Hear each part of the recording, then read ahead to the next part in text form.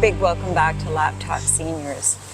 Today we have a story for you which is going to tell you the importance of hiring a good, reliable lawyer.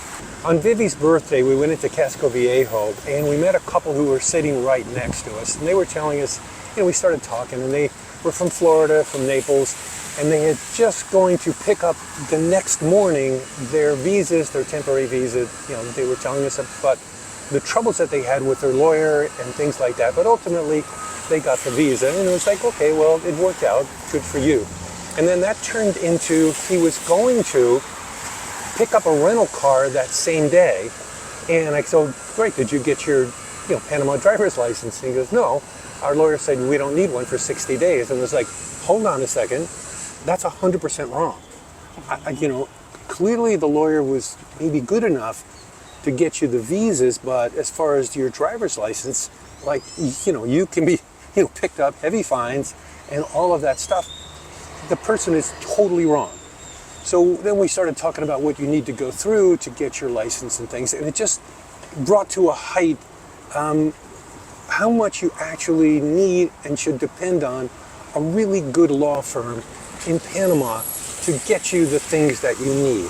And for us, it was super fresh in our mind because the rest of this video of what you're about to hear is us talking to Mariana Lamboglia of Lamboglia Law, because we went with her through pretty much every possible thing about visas and real estate and driver's licenses. We ran the gamut. I can't imagine that you could have any questions about Panama after hearing this interview. And it's going to be a long one. You can probably see from the timeline, but there is so much packed into this that if you're interested in Panama for any reason, you're going to want to watch the whole thing.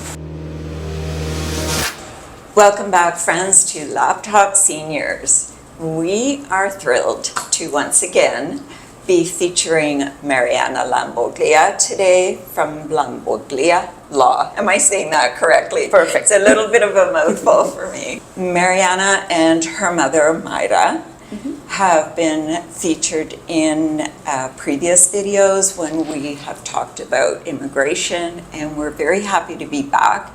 We're going to have updated information for you. We will recap a little bit on the immigration topic.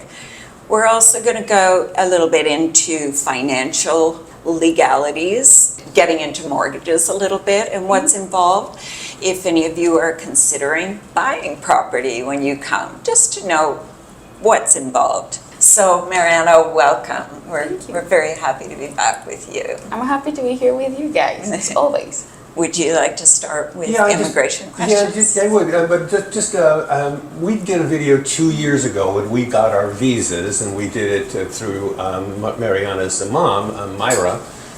She handled that, and we did a video, and we had gotten so many emails that would come. Who's that lawyer? Who's that lawyer? Who's that lawyer? Who's that lawyer? What's that law firm? I mean, I don't know. We probably got about 50 to 60 people asking that. Anyway, so we're comfortable here, recommending the firm because we went through it, and everything I described in that video, happened and all that sort of stuff. So and also now we don't have to answer emails anymore, because you'll know. And we will put the link in the show notes, so you will be able to see it right under the video there. Yeah. So great. So first question, let's go back to the beginning. I mean, you don't have to be in super detail, because I covered a lot of that in the other video, but someone comes here and they want a Pensionado visa. It starts with the temporary. What's involved with that? Take people through that. The very first step. Yeah, and also, as you're going through it, it would be really nice to know what's the typical mistakes that you have to kind of correct quickly when somebody gets here. So those two things sort of together. I guess misconceptions. Yeah, they're sort of intertwined. Of course. So I would say definitely that if you're interested in relocating to Panama and applying for this visa, I would advise you to come with a certain period of time beforehand. Why? So that way you're prepared. You have enough time to gather your documents, research, and take an informative decision. For example, let's say that you're interested in coming in July this year, right? I would advise you to at least start picking your attorney, gathering your documents at least 4 months prior. What some people do is they gather their documents by themselves. The documents are wrong, or they're missing documents, or they even spend more money in more documents that they do not need. And then they are here, and then they're trying to get everything done or fixed. So first advice I would give everyone is try to be organized, contemplate the time, and gather your documents even before you are not here. And again, that's also cheaper and easier to gather them in your countries, first thing. Then, of course, gather your documents, first stage. The main documents that everybody's gonna need for this particular visa program is first, criminal report, pension letter, of course, or pension letters, and if you're applying as a married couple, a new certified copy of your marriage certificate. And I do want to make a small point here, because a lot of married couples get confused. They think, I can bring the original marriage certificate. No, you need to get a new certified copy in the country and city you got married, and bring that new copy. Why? Because they need to know, the government here needs to know you're still currently married. And that is the legal way to prove it. So first thing that I do want to mention. So first stage, like I mentioned, quite simple, gathering documents. Now, a lot of people ask me all the time, like, Mariana, where do I go? How do I get them? Basically. And what happens, what I usually do with clients, same as I did with you guys. What I do with my clients is, I send them all the information. So when the person is ready to proceed, I send them all the tools, instructions, samples, and videos about documents, about the process, so they have a full set tool about how to proceed in the best way they can. And once they gather the documents, they need to come. So very important, and I get this question a lot. Do I need to come? Can I do it remotely? How long do I stay? You do need to come. For 98% of the visas, not only the Pensionado, but most of our visas here, you need to physically be here to apply, okay? How long do you need to stay? You can choose, basically. The minimum I would need you, I'm assuming other attorneys as well, is 5 business days. You can stay longer, of course, you can come and you can stay here for 6 months. You can stay permanently, but the minimum to come and apply for the visa, 5 business days. Good to know. So could people feel assured that if their first trip they plan to come for 1 week, for example, that it's guaranteed that's enough time? Yes, at least with Wow. me, yes, basically. Well, you need to know ahead of time Yes. that they're coming, so it's got to be scheduled, so you can lay out the appointments with. Exactly. Yeah. So of course we're talking in cases where the client reached out to me months prior. We Sure. organized everything. I made sure personally that everything is correct, good to go. They in some cases even send me the documents. I prep everything so that I can be sure that when they come in those 5 days, boom, we meet right here in this setting, and we apply for the visa 2 days later, and in that same trip you're going to obtain the temporary 6 months ID with a multiple entry visa. I have it right here. Do you want me to show the ID so people are identified? Sure. Yeah, I have it right here. I'm gonna keep, it's quite old, but this is an example of what this temporary ID looks like. This is done in immigration here, right? And it will be your picture on there, of Exactly. course. Your picture and your name, of course. And you will obtain that. What this is just basically an ID that is going to allow you to stay here in the country for how long you want. You can get a Panamanian driver's license, a bank account, you can rent, you can buy a car, you can engage in property, any legal activity, of course, legal activity you want to do, you can definitely go ahead and do it with this ID.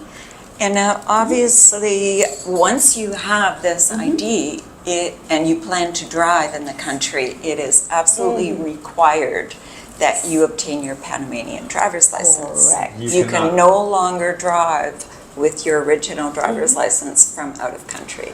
That is correct. And I just want to quickly explain why. Because when you get this ID, you're no longer a tourist. So just to be clear, if you're a US or Canadian citizen, you can stay here and come as a tourist for 180 days, right? That only applies, I want to be clear on that, for Canadian and US citizens. If you are European citizen or a Latin American citizen, other time frame applies, just to be sure of that. And even As a US or Canadian citizen, if you can stay 180 days, you cannot drive for that amount of time. You can only, as a tourist, drive for 90 days.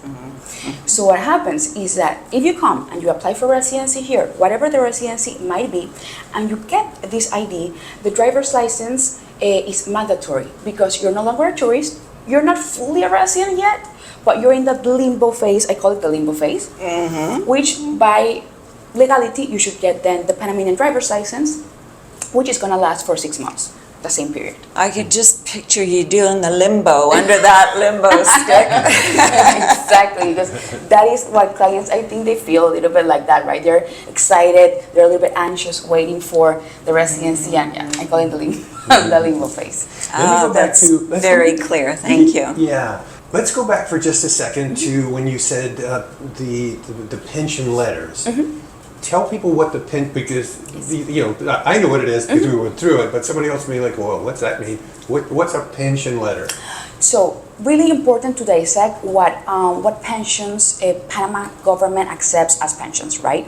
So the basics would be, of course, public pensions. Like, for example, if you're from Canada, CPP, OAS, Armed Forces pension, provincial pensions, anything of this is totally valid and they are considered public, right? Same, for example, for the US cases, Social Security, federal pensions, VA pension, disability even, state pensions, etc.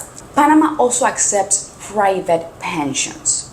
Private pensions, I'm going to say they're scary for many because private pensions, you're definitely, and I do want to point this out, you are going to need more documents than I'm going to call it basic public pension in a sense. Public pensions are way easier. The government's not going anywhere. Exactly. Well, we hope not. Yeah. We hope not. Exactly. Well, that's true. Yeah. Exactly. But in theory, Because it's proving income for your lifetime. That's Exactly. important. Exactly. So that is what you're doing.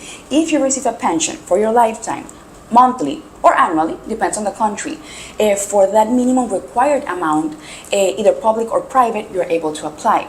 The difference with the documents for the pension are the pension type. So public pensions only require, and I want to point this out because a lot of people get stressed. I always get these questions. If you receive a public funded pension, you only need a letter.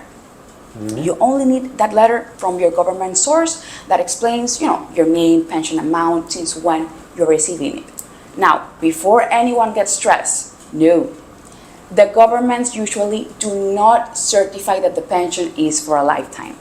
So if you don't see that in your pension letter, do not get stressed. Panama government knows, and they trust each other, so they can assume it's going to be for your lifetime. But Okay, Right. so this is new because when we were applying for our visa and our Cedula, we went to the government and they had no idea what we were asking for. And we said, well, we need the manager or the head of the department to put a stamp on the letter and sign it with their position.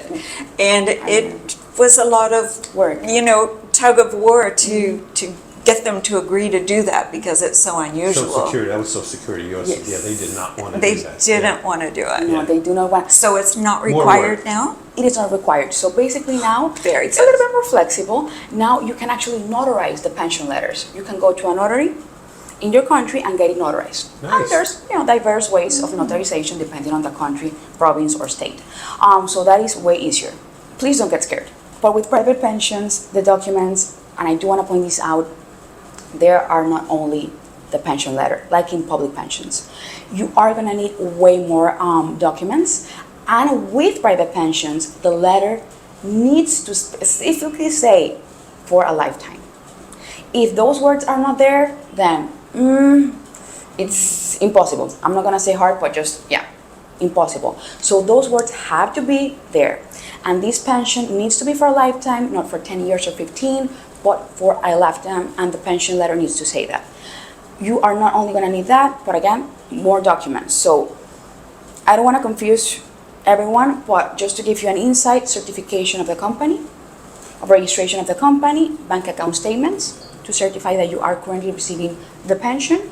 So just to give you an insight, those are a little bit of the documents you might need for a private pension. Yeah, and you don't need to go through all of them because it's it's going to be tedious, and just know that it's more trouble. Of course, than the public. And you're going to have to kind of deal with it more. Yeah. So Mariana, is there any opportunity if somebody has a nice big nest egg in the bank, or perhaps they've sold their property and they have this amount of money, is showing the bank statement with the amount of savings that they have something that can be used? So in Panama, for the Pensionado visa program, right, that does not work. So for the Pensionado visa program, you do need to receive a pension.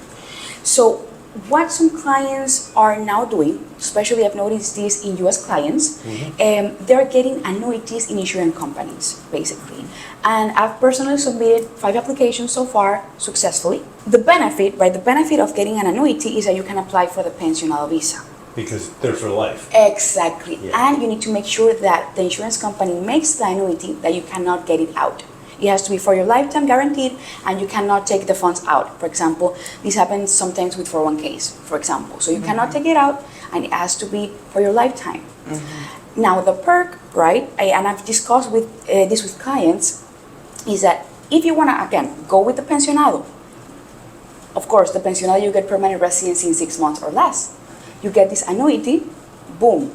But clients have told me that the amount of money that it can cost them to get that annuity, especially in the States, can be quite costly with not a lot of perks.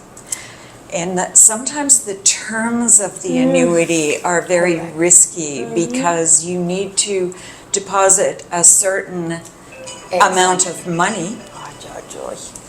That's okay. Business calls. Yeah, it might be a little bit better now Wait, because wait till no, she's it's okay while she's doing that.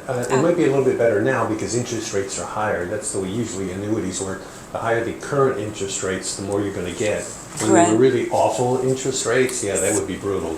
You're But basically you'd have the- to put a fortune in. Right, but the thing about annuities is, I don't know if this is in every case, but often in order to guarantee a monthly payment for life from an annuity, most times I think if you don't live all the number of years that you expect to, that the rest of the money does not go back to your estate. It is gone. So you have to feel confident that you're going to live a good number of years to really collect all those monthly Yes, income. so that is why in these cases, honestly, a lot of clients prefer not to apply for the Pensionado visa program. So if they have any, savings, or if they sold the property and if they have some funds available, they might not be sure what to do with them at the time. What they could do instead of apply for the Pensionado visa program is apply for another visa type called Friendly Nations visa. This visa does allow you to open up, for example, a CD here in a bank in Panama, deposit $200,000 in the CD, and you apply for the visa, get nice interest. Now you can, for example, get 5.56% depending on the bank. Nice. So it's nice. You get the funds back after 3 years. So just to be clear, in this visa type, again, this is not the Pensionado, this is a Friendly Nations visa. If you make this investment, you are going to get the permanent residency in about 3 years. So it's a little bit more time, but the benefit is that you're going to get your investment back after the 3 years, as opposed of doing the annuity for the Pensionado, which in the end it might be more costly, a little bit more, like you were mentioning, risky. So you need to balance. Friendly Nations, does that lead to citizenship? Yes. Oh, okay. So all the visas do. All the visas here lead to citizenship, meaning citizenship, what I'm referring to is the Panamanian citizenship and passport. All of them. Even the Pensionado? Yeah, even the Pensionado. Oh, I thought it Correct. didn't. No, yes. Wow. Yeah, so just, it's a hard topic. It's a hard, I'm not gonna lie, you know how I am, I'm direct. It's not an easy topic to do. You have to wait 5 years, no matter what visa you have. Yeah. Okay? You need to have permanent residency.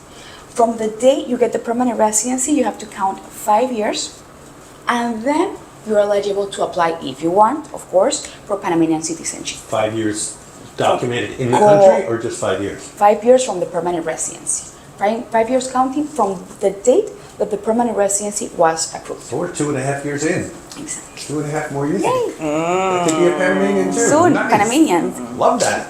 Wow. Wow, That's a good one. that is great. Yeah, it is good, yeah. I know you're very excited about that. I like collecting passports. Yay! It's just my thing. Very much so. Yeah, so that's temporary. And to go, it just seems always, it seemed logical to me and us. It's like, okay, if you have the temporary, why would you not just go ahead and get the permanent? Well, I'm gonna say 99%. So, for example, with the Pensionado visa program, it's quite fast. You get permanent residency. It's a beautiful visa program, honestly. I would say one of a kind in the region, honestly. Yeah. Because this visa program is gonna give you permanent residency between 4 to 6 months from the date that the visa was submitted. So, beautiful visa program. So basically, the majority of what particularly my clients do is, like we were discussing before, they come for the 5 business days, we apply for the visa, you get the temporary 6 months ID, and then the process, of course, is gonna go internally through some steps and areas of analysis, investigation, and then the permanent visa is gonna be ready between 4 to 6 months, and then your permanent residency forever. Forever. This is for the Pensionado visa program. It's a very unique program. Other visas, of course, like the friendly nations that we were discussing before, they have other times and requirements. Between the temporary and the permanent, you could leave, but you have to be back at the migration Right. offices. Did I say that Yes. right? So as Mariana said, you need to be here for the application Both times. process of the visa as well as for your cedula, if you are going for that. Correct. But you don't have to stay here. Exactly. So this is even more beautiful. So hear this out. So you come for the visa, right? You apply, you obtain the temporary, you can leave, stay there, travel in and out. If you want to come in and out, you can definitely go ahead and do so. Now the beauty is that when the permanent visa is ready, between 4 to 6 months, the attorney basically, hopefully me, goes to immigration and gets the legal paperwork of the visa. Now, the attorney does not need your physical presence for that. The attorney can go ahead and do that without you. So, basically, the attorney, I'm going to say it blunt, doesn't care if you're here or not. The attorney goes, takes care of that, makes sure that everything is correct. You still have to come. The person still has to come to get the IDs. I have them right here, for example. Permanent ID, which is the visa ID that comes with your visa. And here, for example, the Cedula, which is our general permanent ID. You have to come and collect them. Yep. You cannot mail them out. Exactly, I cannot mail them out. But you don't have the to come back timeline is not Exactly. critical. Exactly. So when you're able to come back, Mariana's just holding it for you. Exactly. So basically what happens is, when you can come back, I'm going to say you can come back from the time that the visa was approved. I'm going to say about a year and a half, you can come back and obtain the IDs. You have to physically come, though. I do want to point that out, but you have more time. You don't have to rush or stress in returning that fast.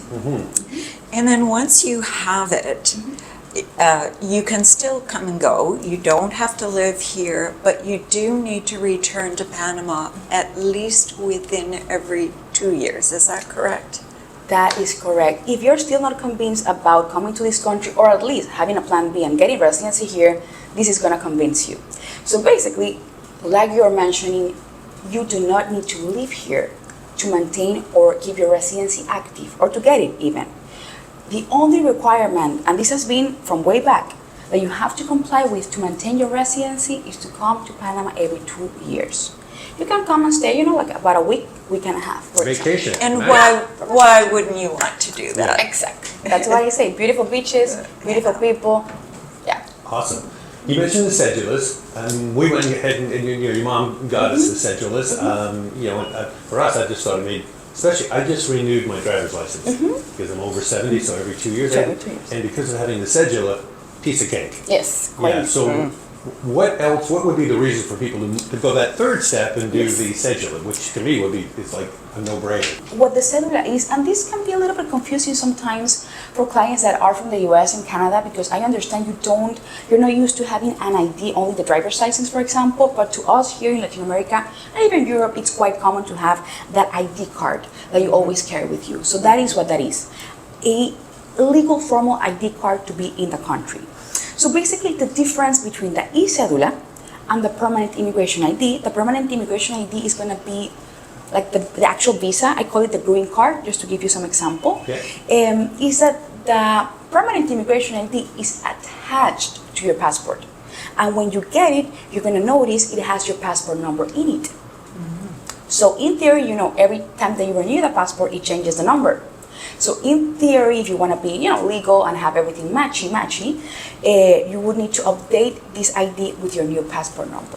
But if you also get the Cedula, which is not a hard process or a huge expense, if you get the Cedula, the Panamanian government is going to assign you a number, only yours, unique to you, permanently, that never changes. Like, for example, the Social Security number in the US, just to give you some insight. And the benefit is that this ID, that is Cedula, is completely detached from your passport. It would be basically your legal ID in the country, and you can do any legal process, banking, buying, anything that you want with this ID without the need to bring your passport. So this would be very much like a social security number or social insurance number in Canada. This number is with you for the rest of your life. That is correct. Wonderful. A couple of things that have happened recently that we're wondering your perspective on has it, or do you think it will change the Pensionado program, raising the retirement age here, and also Panama has now just joined the Mercosur Association, which opens up. It's kind of like the EU when it actually gets rolling, and there's kind of the no borders for nationals of each country. They can go back and forth and live. Correct. Do you think that would change things? Well, we have a new government since last year, since July of last year. The president is an attorney, of course, and he actually handled a lot of, when he was in business, he handled a lot of commercial activity, immigration, so he knows a lot about that topic directly. Nice. So honestly, this is just personal opinions. We cannot be sure what can happen, but I don't see that happening, or at least not for a long time. Why? Because what Panama wants as a country, of course, as the government wants as well, is for people to come, relocate, get to know the country, invest. So I don't see the pensionado age to be raised, at least not now. What they're trying to do specifically is to help our local social security system that, of course, we all contribute in. So the raise is more towards that than to other aspects. Just to give you an example that sounds a little bit crazy. So our formal and legal retirement age still is for women 55 and older and men 60 and older. But to retire from Social Security here, the age for women is 57 and for men 62. But to be a pensionado, the age is the one that I mentioned first. So So the official senior age hasn't changed. It's just the point or the age at which you can apply for benefits of being a senior. That is correct. So we save money because they don't have to pay something. They get 2 or 3 years that they don't have to pay. And hearing what you've heard now, you can see that Panama is very smart at accepting immigrants to come in and also qualifying them, so proving that they're not going to be a burden to society, that they're going to be able to finance their retirement, or if you're younger, finance your life here. And so, why not welcome people as long as they're not going to be a burden? Correct. I always say that. Plus, Panamanian. If you read or research a little bit about the history of Panama as a country, we were built with different nationalities since the Canal, from everywhere. My family is a family of immigrants as well from way back, so it's quite common. We're used to different languages. Panamanians are honestly quite nice, I would say, and receptive because we're used to it. So. Very. Anything more on immigration? Anything that we kind of pretty much covered? Well, I do want to mention quickly because I've also heard a lot of interest about this visa, and a lot of people are confused.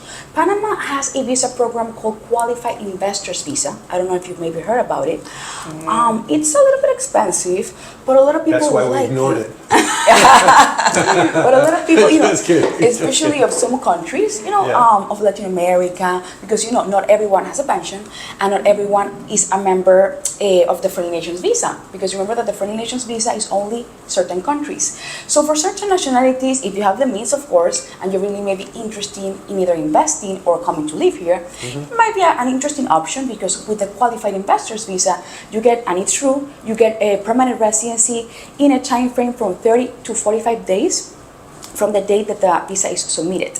So it's So that's a quite fast Wow, track. that's really super fast. super fast track. And listen But to the this. catch But it's not that bad, I swear. Because if you look at the market, right, worldwide and in Panama, I'm gonna say there's a lot of options. I'm gonna say the most affordable option for this particular visa is to engage by property for a $300,000 amount. Well, that's And not- if yeah, that's not it's really. not that bad. We were If just you looking at look an apartment on Costa del Este. It was like $980,000. Exactly. So if you look at that, at the market versus the price, it is not that crazy. Right, so if you're coming here and considering buying a property anyway, this is a fast track. This is That's a a pretty fast track. typical And Avenue Balboa two-bedroom apartment. And Pat, hear this out. You are closer to your passport, because if you get the permanent residency in 30 days, depending on your nationality, you have to wait the normal time frame, which is 5. So it's a little bit faster Yeah. than most of the other investments. Say 5 months. Yeah. so that's great, and it leads me right into the question of the legalities of owning property here, acquiring a mortgage, and even if you can offer some banking information, that would be Of great. course. So buying real estate here in Panama, I'm gonna say just from the start, it's very different to what most of our clients from the US or Canada are used to. Here, it's very customary that the seller and the buyer get their own attorney, because you need an attorney, yes or yes. So I would say that the first step, and I don't want to generalize, so I'm gonna basically speak the basics about engaging in property here, but of course, every case is a little bit different, right? So you can buy a property either through a realtor, or if you find it by yourself, or through a friend or a neighbor. That's awesome.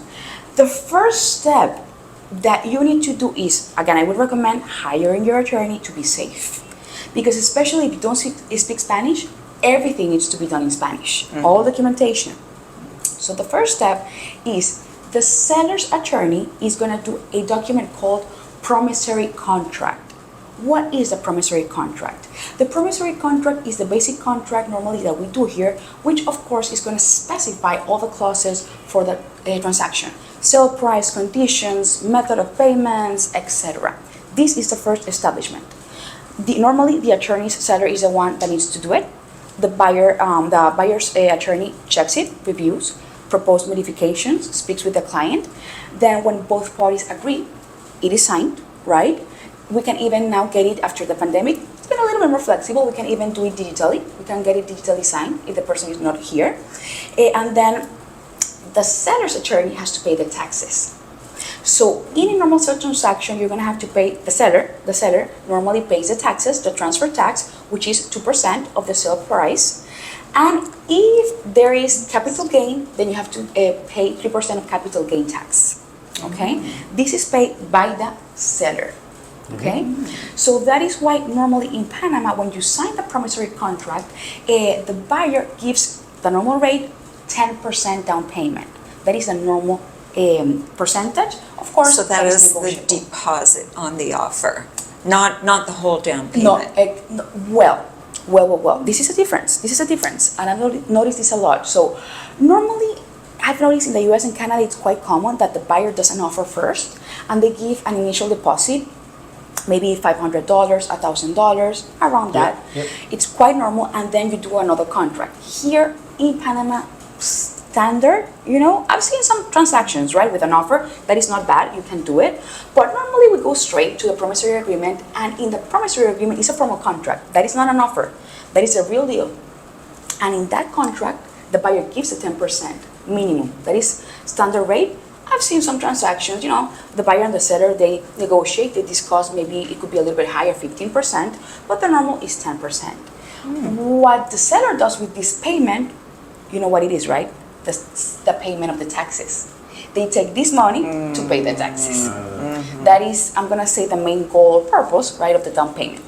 Right, so it's kind of a write-off for the seller. They're not really getting it, but it's covering their costs. Their expenses, correct.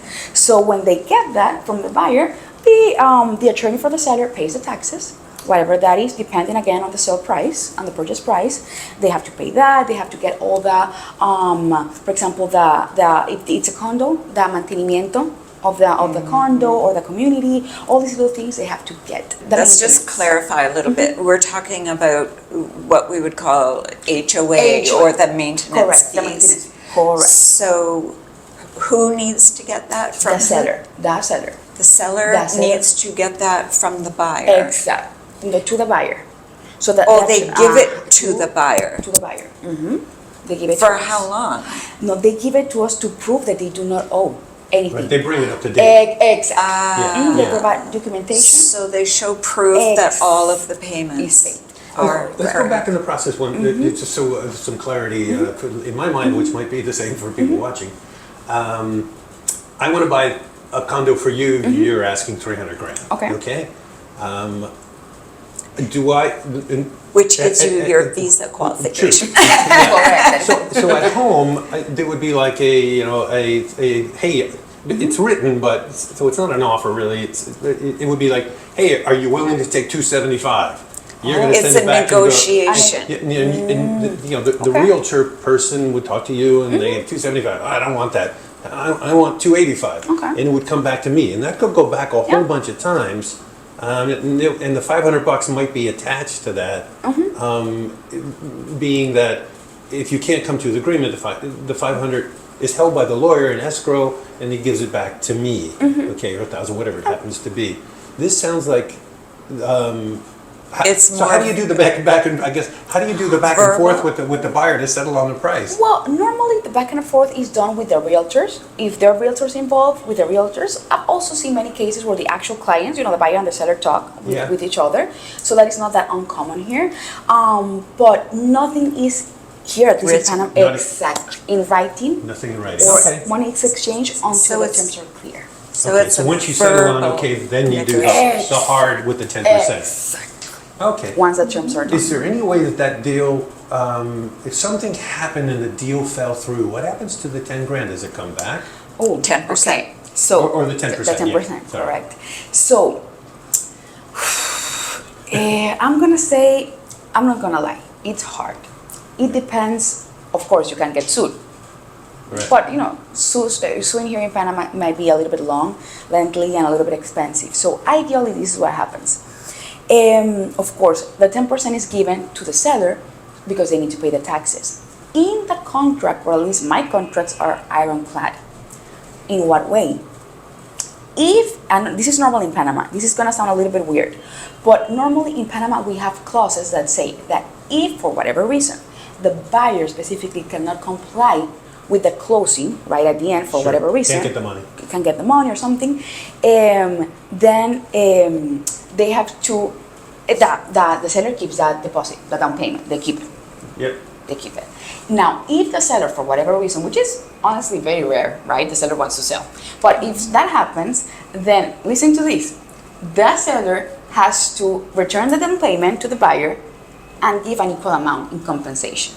Wow. So if you put down 30 grand on a $300,000 thing, the seller's got to put up 60. Correct. Is that right? Yeah, Wow. it's quite particular. That's very I'm different. guessing, because it's quite rare, right? You can see why. Like you'd be like, why would I do that? It's like why you want to sell, right? You went through Yeah, the process, yeah. why do you want to sell? But it's quite, quirky. Crazy. A lot of clients are like, well, why does that apply to me? So it's, standard here in Panama.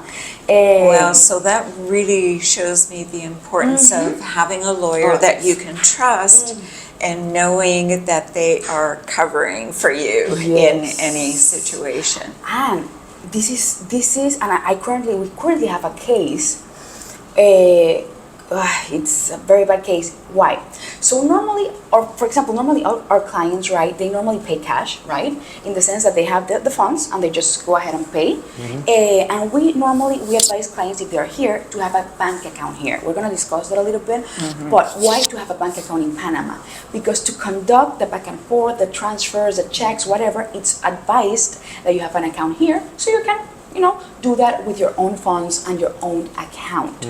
And normally, at least what we advise our clients, particularly as the buyer, is to get that final check, the final payment, the big deal, get a cashier check from your own bank account in Panama, and then leave that check not with us, but in custody of a notary public.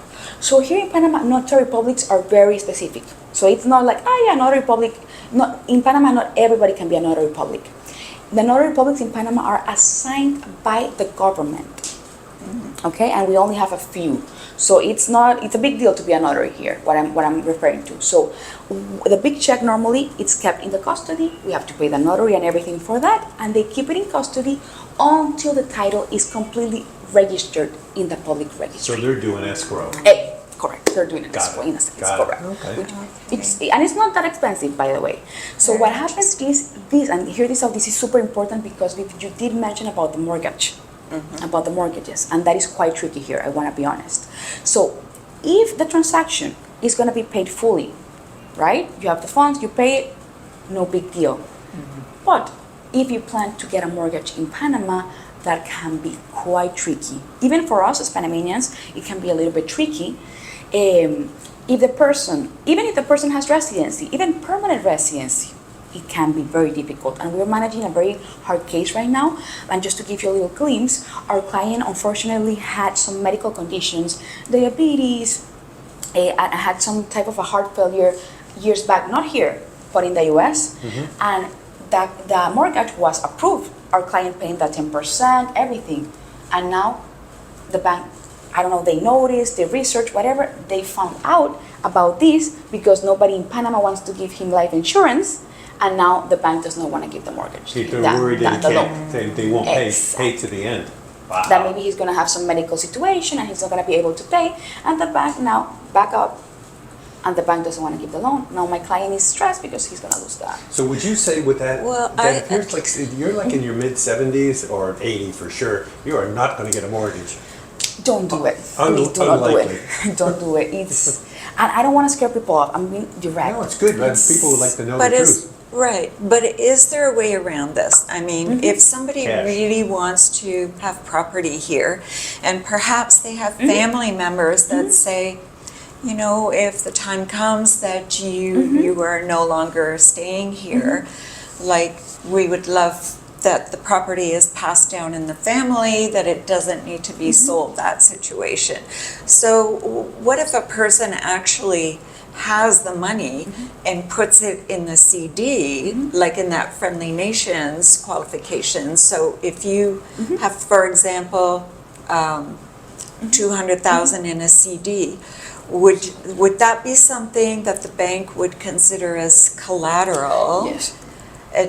To encourage them to give you a mortgage in a difficult situation? Yes, it can be done. It definitely can be done. It's a long process, but it can be done. But you have to be careful there. It's cases and cases, because if you have the CD and you apply for the visa, when you apply for permanent residency in 2 years, that CD has to be clean. It cannot be attached to any mortgages, so you have to be careful. Oh, there cannot be any liability against it. Correct. So you have to be careful on that. What I advise clients, and you can check this out. One, it might be easier in some cases to get a loan in your countries, either in the US or Canada, to get a loan there. Yeah. You have your credit and everything, and then bring it here. Yeah. Or even, I've seen many cases that what they do is they do a private owner financing. So the seller allows it, and they do private owner financing. Yeah. Which means the seller is willing to take responsibility, the buyer is paying the mortgage to the seller instead of to the bank. The seller is the bank. Exactly. Yeah. Does that happen often? I've seen many cases like that. I've had cases. What I would recommend in these cases is to register, which a lot of attorneys don't like to do. But in my mind, I'm always thinking, like, I need to protect my client, right? How do I protect my client if, like, the seller can say, okay, I am selling the property to you and you're paying it to me, right? And you're living there. But behind the back, I'm like, I'm going to sell this to another person, for example, right? And then who knows? That can happen. I've I've seen that case before. So what I would advise, if you're thinking about this, super important is tell your attorney to register that contract in the public registry. So that in case they try to sell, the seller tries to sell it to another person, right? The attorney for this new person can check out, and they can see, oh, well, this is weird. It's already sold. Exactly. Yeah. No hanky-panky. Exactly. So you have to be very safe. Yeah. Okay, very good. Do you want to ask about the new So- train and stuff like that? I do, but let's stay with the financial for a minute. Are there certain banks that you find are more amicable with expats, or perhaps expats feel are more trustworthy? Of course. And also offering perhaps better interest Yes, rates than correct. others and less fees, that kind of thing. So I do want to mention that opening bank accounts in Panama is not as easy as it used to be, because Panamanian banks want to make sure that the money doesn't come from, illegal activities. So due to that, they are going to ask for things. For example, ties to the country, residency. If you're renting here, a long-term rental, or if you have, they want your money, basically. Why? They want something. So how can you move their hearts? With money, of course, if you don't have anything else to provide. So for example, I assist clients all the time with bank accounts, and of course, if I vouch for you, or if your attorney vouches for you, it's a little bit easier, because they trust the attorney. They're like, okay, we trust the attorney attorney is handling whatever for them, it's a point of contact, they're not here alone. So it's easier. Now, if you intend to do it by yourself, it can be a little bit tricky if you still don't have things in play in the country. They're gonna request, like I mentioned, ties, residency, a rental, maybe even, again, like I mentioned, to put some money in as good faith. So it can take you a lot of trips down to the bank. Back So and forth. is that true, even if somebody leaves their money in their original country, but let's say they want to bring in $10,000 and then they're not constantly going to their bank in another country, they can, get a relationship going with the Panamanian bank and also have easy access. It is still difficult if you're not moving in hundreds of thousands of dollars. It can still be difficult. I do want to mention that it depends on the bank. I've seen it a lot. Depends on the bank, on the person that you get that day on the branch. It sounds pricey because banks should have the same policy, but you would be surprised. Maybe in the city they're a little bit more picky than in other areas, in little towns. I've seen that happening a lot. So it depends. But I would say that if you provide documents to them, for example, what documents? If you provide them tax returns from your countries, and the tax returns, you have a nice substance there, a reference letter from your bank. Yeah. If you have a pension, your pension letter. If you provide, these sources of income, and again, you have residency here, or at least in the process of residency, you can definitely get it. Again, not that fast. It might take some days and some time for it to be approved, but it depends. Again, cases and cases. I've seen clients that I'm like, wow, that was fast, and some other clients that tell me, Mariana, I've been trying a month and a half and yet nothing, and I then help them. So cases and cases. Some banks that I can maybe recommend based on personal experience and to clients, for example, Banco General in English, very safe bank.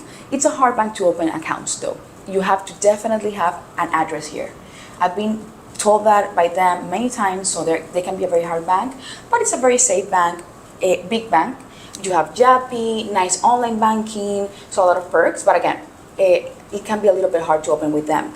Other banks might be Banismo, they're a little bit more flexible. For example, they're, again, very large bank. The interest rates are quite interesting as well, but they are more flexible. It's easier to open with them, so you might want to check them out. If you're maybe interested, Banco Aliado, I like them a lot. They are in between. It depends. It depends. You need to check out with them, your case. But they're a very good bank as well. A little bit more small, but very, very good. Very interesting bank, very safe. I like them a lot. Banco Aliado. Another bank, but this How would bank... you spell that? Aliado. So bank, Yeah. Aliado, Aliado. Okay. Like alliance in a sense. Aliado, alliance. Yeah. Okay. Aliado. Got it. Another bank that I can advise clients like them a lot as well, it's Uni Bank, but this bank is more towards investments. It's a private, very personalized bank, super small. Bigger money. Bigger money. They offer really nice interest rates, and they're very personal, very good response, and things. And they deal with you. Yeah, that's great. Well, if you're the doing interest- 5.6%. Yeah, 5 and 5.5, because currently in Canada and the US, you're looking at under 4%. So definitely you're going to have a higher interest rate here. But you also mentioned that there's probably fees involved because in order to open an account, they're You looking need for to send you some them. payment. So what does that payment look like? It's not payments, it's more of an incentive in a way, because you're telling them like, hey, please open the account to me, I have these funds, I'm gonna go ahead and put them here. So if they see like, you might be a good client, right? Like you might be a nice client with the bank, then they're gonna be a little bit more flexible in opening the account. Okay, so it's not like you're sliding. No. Nothing like that. Okay, just want to No be sliding, clear. no sliding, no sliding. It's more And then the they feel fees for incentive. having an account The fees typically? vary depending on the bank. So for example, the fees, annual fee, some banks now, this is quite new, are charging an annual fee to keep the bank account, as a normal savings account, but nothing over the top, it's like $7. Nothing that, For the year? yeah, for the year. Oh, yeah, that's Nothing that They do bad. that, they do it every month at home. I do Yeah. want to mention though that some clients are surprised, for example, with this, and it's your choice. So you can get a debit card with your savings account. You can get a debit card if you want. That is up to you. And banks in Panama do charge some small insurance for like life, and if you get robbed or whatever, they do charge it's like depending on the bank, around $4 for that monthly if you get a debit card. And every year, once that debit card is renewed, they charge a fee as well. It can range from $25 to $30 approximately, depending on the bank. So it's like an annual fee for the debit card. But again, I do want to point that is optional. You can have a savings account or a checking account without having a debit card. So if you open a bank account and you're fortunate enough to be approved, is it hard to get a credit card here, a local credit card? But not sliding. No sliding. So basically what I'm saying is initially, like what I always say is you have to create a relationship with the bank. If you're a good client, right, and you create a relationship with them, you have your bank account, they see that you are, moving around, you're really here, maybe you are interested, I'm going to open a CD with them, stuff like that. Then if you create a bond or a relationship with them, yes, you can get a credit card. It also depends on the age. So here, and I've seen this with clients, in a personal situation, if you are a certain age and on, I'm going to say 65 and on, it might not be that, yeah. It might not be. You're not going to get one? Or It might be really hard. You have to put the money in the bank. Again, no sliding, but in the bank, yes. Wow. It might be because they're scared, right? You're older. Even though you have, pay all the insurance and whatever that they charge you, it can be quite difficult sometimes to get it. So again, but if you create a relationship, Right. Interesting. Yeah. Well, would they offer something like a prepaid credit card? yeah, things like that, yes, of course. Okay. Debit cards, prepaid cards. Credit cards for them are a little bit, because what they want to avoid, is getting, for example, something happened to you, maybe you had some debt your insurance wasn't up to date, so it's more towards those lines, same as the mortgage cases. So something that we have found, particularly in this trip, is we are using a U.S. credit card while we're here. And because our cards we're using are with HSBC, we have no fees. Okay. And the charges are in U.S. dollars, so there's no exchange of currency. So using a U.S. credit card here is absolutely easy. Easy. And it was accepted without question. Oh, yeah. It's interesting because living in Canada, we have Canadian and U.S. cards, so we can use the appropriate one. All the Canadian cards charge fees for foreign transactions. All the U.S. cards don't. Which is really, it's like a universal, one charges one country and the other one doesn't. It's weird. Interesting. Yeah. I've noticed U.S. cards being a little bit more beneficial with that, I've heard a lot of clients getting reimbursed with the ATMs. They get reimbursements. exactly. They don't have these additional fees. So even I have clients, for example, and they live here fully. They don't feel the need to get bank accounts. They have their credit cards. They go get cash in the ATM. They wire funds directly here. There's a small fee, but they don't mind. They get reimbursed. So, so it's not that bad as well. You have that access as well. It's not that bad. Okay, well, that's a lot of information. Is there anything you would like to add to Taxes. taxes? Everyone's preferred topic. I'm not gonna go into that dive because I know it's a lot, but I wanna mention something. Everybody asks me all the time. Do I have to pay taxes in Panama? Do I have to pay insurance in Panama? What do I do? So this is the T. Panama has a territorial tax system. That means that even though you get residency here, even though you have property here, even though you might have a car, bank account, whatever, if you don't receive any money in the country, you do not have to pay taxes or declare taxes. You still, I can assume, have to keep paying taxes in your countries or wherever the funds come from.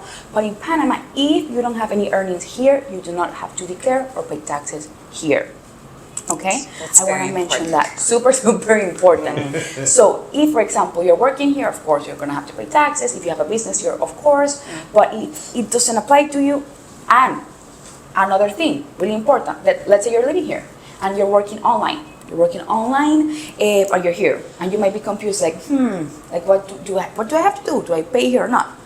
If the funds come from outside, and your employment is outside, even though you might work here online or remotely, you do not have to, again, declare or pay taxes here. So that is a huge benefit that Panama has, and again, you don't have to worry about that. Even if you have residency, you don't have to worry about taxes or nothing like that. Yeah, that's right. That's very, very good. Great to know. Do you recommend, I know this isn't necessarily your area, but do you recommend that people have health insurance when they come here? Interesting question. So, like every country, right? Panama has good and bad things, right? We, in some streets, and we might touch that point as well, have, you might see some potholes on the streets, which are annoying. The sidewalks are not that nice, but our health system is quite nice. So here, even our public system, I'm gonna say it's not perfect, but it works, right? It works. And it's very common here, for example, to find clinics, privately owned clinics, everywhere around. Super cheap. You can go to a doctor, for example, for $20, $25.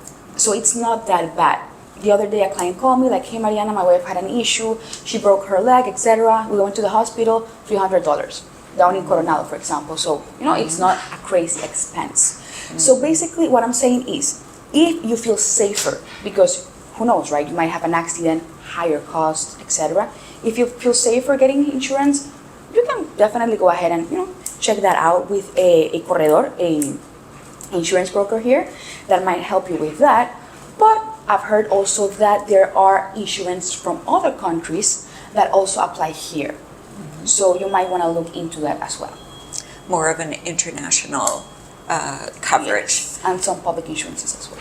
And the prices for the international health insurance are not so bad unless you want to be covered in the US and Canada, and then they go They're good. through the roof. Yeah, they're triple. So, easily. Yeah. so there's that. If somebody has an emergency and they go to the hospital, do they want to see your credit card right away to make sure you can pay? Or is it sort of a compassionate system that, whether you can pay or not, they want to look after you? It depends on the place. So here we have private hospitals and public hospitals. Just to give an example, I heard one of our clients way back, he had an incident here. He was just arriving. So we were going to meet the next week, and he arrived the previous week. We were just arriving, and he had an accident. He had a heart attack. I remember he had a heart attack, and the wife was so nervous. She didn't know what to do, etc. She went ahead and nervously called an ambulance. The ambulance brought the spouse to a hospital called Santo Tomas, which is a public hospital. Right. It's not the prime, but they saved him there. They saved him there. She had to pay something, but it was like $600. and they saved him, for example. So we do have, these type of systems that I know some clients utilize as well. So in case of an actual accident or emergency, you're still gonna have access to that. Panamanians are quite kind with that. But again, if you feel safer with a private insurance, you can definitely check that out. I assume it's not that bad. That Would you is say The private insurance, is it typically just for one specific clinic or hospital, or it's anywhere in Panama? anywhere. It depends on the insurance company and the plan that you get, but I know for a fact that it's not only one hospital.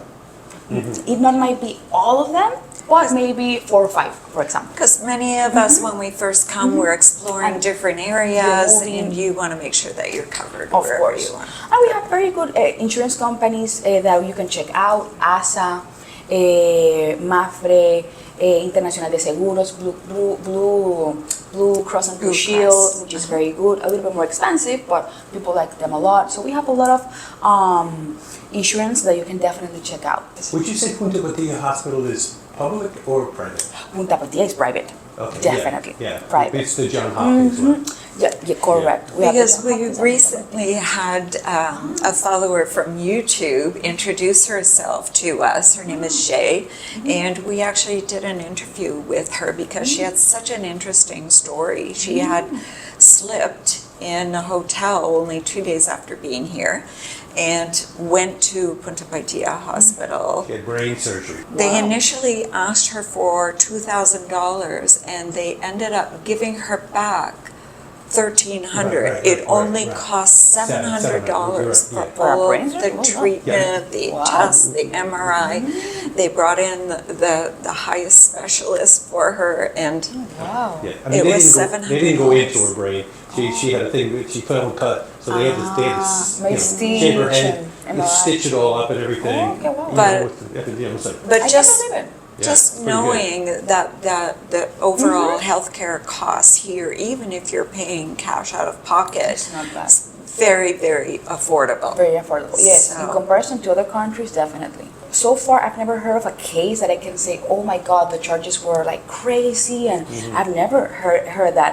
Here, yeah, it's not like in some countries that it's extremely high, people get in debt and stuff like that. So I would say in some cases, it's necessary, in some others, it's not that necessary. Maybe you can get an insurance only maybe for like accidents, not like medical conditions, but like accidents, just in case, right? For cases like Yeah. this. And it might be also a good idea, not that high. And insurance, depending on the age, super important. The higher the age, you know the deal, the higher the age, the more risks, and then the higher the cost. But I would say if you're interested, you might be seeing around $200 to $50, depending again on the age, on the insurance company, and the plan. So it's not For a that month. For a month. But then when you get to higher ages, sometimes they It's- don't want to cover you at all Yeah, anymore. Correct. And also pre-existing conditions take a toll as well. So it's something that you have to be very thorough in checking before going forward. And like I mentioned, for example, me, if I have a situation, which is rare, but if I have a situation, then I just go to a private place, very cheap, and get whatever I need. One of the things that we have heard, and please confirm if this is true or not, Panama is willing to do credit checks with the source country that the person is coming from, that they're willing to do credit check in the US if you're American or wherever the country is. Is that true? Yes, they definitely do. They check into your background, even your family's background. So yes, it's not only bringing the documents, they do really check you as a person, your family, and your background thoroughly. Because I've had cases, just to give a super brief example, with clients that have common names. If you have a common name, in theory, they might confuse you with another person that has a similar profile, and then they have to verify that it's definitely not you, but another person, and that can take weeks. Also, political ties as well, so they do verify. Verify. Hey, does it So come what up- happens if you have a black sheep in the family that has been in trouble? Well, what can I say? It's gonna go bad. And it has happened to me. I've had clients where the account they don't open it because maybe they have a close family member. I'm not gonna say it's like a great cousin down there. It's, sort of maybe the father or a sister that has something going on there. Yes. They're not gonna open the account because they're gonna think, you might be involved, it's suspicious. So. And on this same note that you just brought up, because and you can answer it for this, also going all the way back to the visa part, and motorcycle, they're loud here. Yes. They're very We like loud noise here. It Yeah. keeps us entertained. Yeah. So when I went to get a driver's license, my passport had a middle initial. Everything else I had no initial, and that was a huge problem because they didn't match. Is that a problem for the visas too? That I literally had to get a letter from the embassy going, we've certified this is the same person. Right now, I can say that it's a little bit more flexible. If, for example, your passport has an initial and the documents don't, they're not that picky about that at this time. Great. I may add. So right now, they're a little bit more flexible. They're not giving me that much headache with these type of things. Okay. Currently, it might change. You never know. For our friends out there watching, I'd like you to know that Lamboglia Law has very kindly offered, if you approach them and you tell them that Laptop Seniors has sent you, they're very kindly offering a credit on your legal services of $150. That's pretty nice, right? And as I understand it, your fees for the visa have not changed. No. So it's not like you're jacking up the fees and then giving it back. No. Actually, we've been in this business for over 30 years now. My partner in life and crime is my mom, Myra, and she's been around for a long time. And literally, since I can recall, I'm gonna say maybe 10 years, it's basically the same fees in general. So it's our regular fees, and we're gonna give a credit to your awesome viewers. So, and just for some frame of reference, because everybody's like, "Oh, what is it?"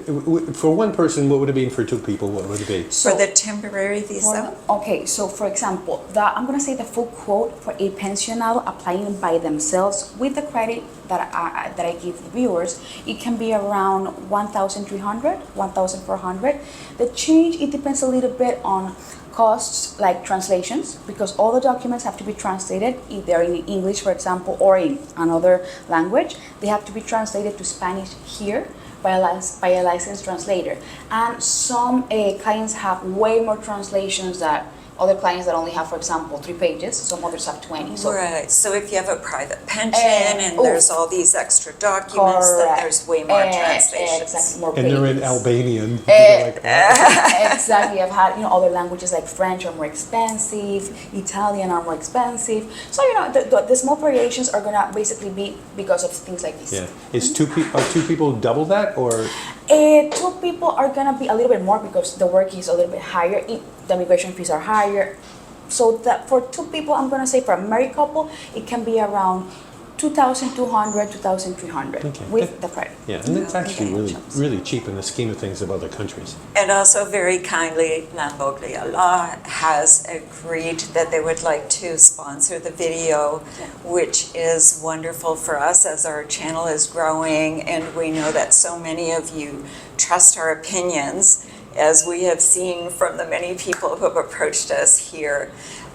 It's really great that people have come to a very reliable law firm, and they have all told us that they've been very happy with the service. So that has been great. And we want you to know that because we have already had a relationship with them for 2-3 years, that this is not new and none of our opinions are biased because of the sponsorship. I wanna, of course, thank you for this opportunity because I think this channel is awesome. I really enjoyed doing this with you guys. It's been an awesome time, and I hope you've, of course, enjoyed it. We worked really hard in trying to do the best that we can for everyone that chooses our assistance. Of course, we've been in this game for a long time, so we all know all the ins and bits about trains, about infrastructure. So I don't know if you want to talk a little bit about that as well. Are you interested? Yeah, you did. We kind of started to close, but I'd like to do a shout out to Flo also, because when we walked in here and saw Mariana, she told us this crazy story about Flo and her husband coming to see them for some assistance. And she told you what? Yes. Flo is one of our clients. She's so nice. They're both so nice. And I saw this Facebook post. I was just checking, I had some time. I was just checking, and I saw this post like Flo saying, I found laptop seniors on the street. I cannot believe it. I've been following them for a long time. They're amazing. Go follow them. And I'm like, what is happening? Like, are my clients famous? What's happening here? And I was like, oh, this is impressive. So I'm like, whoa. So yeah, apparently the community is getting bigger and bigger and she's awesome. Shout out to you, Floyd. I love you. Yes, I float. She ran into us on the street, and it was a great conversation. Taking pictures, the whole deal. Yeah, it was lovely. Yeah. We would be remiss at this point in time, probably a year from now, it's not going to make any sense because it'll all be settled in some way. At the moment, the canal sort of is it's in play of some sort. We're like third parties off to the side because, we live in Canada, or at least from Canada. I don't live in Canada, but at this point, from a Panamanian view, when you talk to your friends, typical view here, are people super mad, or it's like, okay, whatever, or yeah, I'd like to have the Americans come back. Like, it could be anything. And of course, we're talking about Trump taking office this week and his comments about the Panama Canal. So I am going to say, first off, it's a dramatic situation in the sense that it's, in my opinion, this is personal opinion, this is outside of the law aspect. It has been more dramatic outside, I would say, than inside.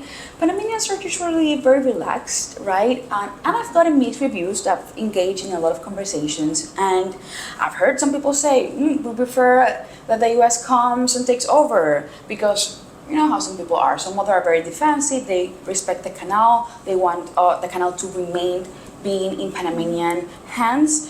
But in general terms, I think Panamanians are very relaxed. Although our president already said twice that he's not gonna, under any circumstances,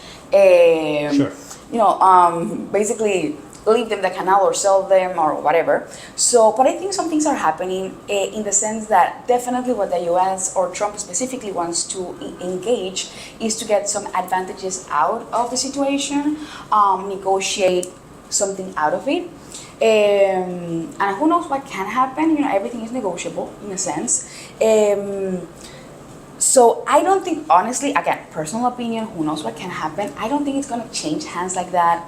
The US government is not gonna, throw a bomb at us or, something like that. Some people are you're thinking things like that. And Trump is very anti-war. Exactly. So, I don't think that would happen again. I just think it's something that they're trying to negotiate some aspects, and Panamanians so far are being relaxed. So. It seems like the undertone of all of this is that the U.S. is concerned about Chinese ownership here. Do you know anything about that? Well, Chinese, I'm going to say they do have influence here in things like ports. For example, they in theory are the ones that are going to build the train that is going to connect all the provinces. Across the country. That across the country train. Is that high-speed train? Yes, in theory, correct. Okay, yeah. So whenever that gets done, yes, in theory it's the Chinese. So I would say that is not an entire lie. Chinese, since a specific presidential candidate came in a few years back, they have had some influences here in certain areas. So that is not entirely a lie, I would say. So that is definitely something that I think Trump particularly is trying to avoid or to revert through what he's saying about the canal. And what is the Chinese involvement with the ports? With the ports. Basically, they own the company that controls the ports, the entry ports. And just for example, the other day, the Panamanian government, after many years, they went and see if they were following protocol and this and that. So, yes, I think that is the main concern that he's having particularly. So that is what I think they're going to be negotiating, in a sense. Because, and Panamanians, I'm going to say this, they would definitely prefer to have the U.S. manage this specific infrastructures than China. So I'm going to say it's half and half. Yeah. Well, that's very good insight. And speaking of infrastructure, how are all the new developments going? Because we know that there was a lot of construction and building the main highway going out to Panama Pacifica and Coronado out that way, yeah. headed to Coronado and David. Yes. So recently, like I mentioned before, we do have a new government since last year. These projects are from years in the past, but so far, one, I love our airport. I love the It's airport. a great airport. Great Yeah. airport. It's So a superb I want to airport. just shout out to the Absolutely airport is. because it is a great infrastructure. You know, remember that we are a small country, not a lot of people. So we actually have some quite interesting projects. That the train, that is going to be one. They're trying to figure that out because some things can be a little bit hard. But there's been a lot of improvements in that, and the project that we are hoping they comply with in this presidential term is to finish the sidewalks and the streets in the city mainly. Oh, so it's beautiful. more walkable. That is what the Beautiful. objective is. So hopefully that happens. That is absolutely an issue for yes. for pensionados, because anybody who is not so steady on your feet or perhaps having mobility issues, even the walks that are fairly good, they're still quite rough because they have the track through the Yes. middle and then the driveways, so it's up and down, and it can be tricky. Yeah, so that's great news. I always tell my clients that they don't have to look up or straight when they're walking. They have to look down. Absolutely. Just in case. So I hope that changes very soon. Great. So hopefully that's gonna change soon. We have high hopes, and small by small, there's some areas like Costa del Este, El Cangrejo that are Yes. getting. Yeah. Volcan is amazing. Yes, it's really It's nice like brand now. new. Yeah. Yeah. So slow by Yes. slow, we're getting all the sidewalks fixed. Yeah. A lot of people have high hopes for this presidential term, and we hope many things are gonna change for the I've positive. seen that a lot online. That they get there's a different thought with this guy. President Molino. Yes, Yeah, yes, President and we Molino. also, well, I guess here in the city, the mayor is quite smart in some things. He's young. He's trying to implement a lot of things, digital things as well that might help the country in general, the city. So yeah, I do have a lot of hope for this presidential term. So maybe that's one of the points as well. Nice. And we're all very hopeful that this whole canal thing comes to a nice, peaceful resolution. Yes, and it's gonna be. I'm sure it's gonna be. Yeah. I'm sure. Deals That's are always wonderful. made. Please give your mom, Mara, our best regards. I'm sorry we couldn't see her today when we came. Maybe we still will. And we appreciate so much all of the information that you've shared today. And of course, this is legal information, at least most of it. Most of it, yeah. Some gossip, but mainly legal information.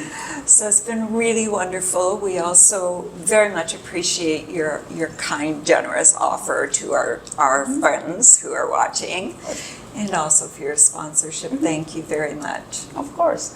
I want to thank you again for inviting me here. I had an awesome time. Hopefully we can do this again if something new happens. And just, come to Panama, give it a chance. It's an amazing country. The residency programs are awesome. Small country, everything is quite close by. Safe, very secure, safe, and stable. So I would definitely encourage you to check it out. And if you have any questions, these are who you need to contact. You should be working for the government in the travel Hire me. Thank you so much. I really appreciate it. For those of you watching, don't forget to subscribe. Love you that you're watching the channel. As we grow, the more subscribers, the more it grows. Tell your friends, write letters. No, I'm only kidding. Well, share the video with a friend, because That's true. isn't it better if your friends want to come here with you? Yeah. You know, just come with the whole group. You can party on the plane. Yeah. You want to say there, bye, Buckaroo? Yes. Thanks again for being with us again. We love you, and we hope you'll come back and see us again real soon. Bye for now.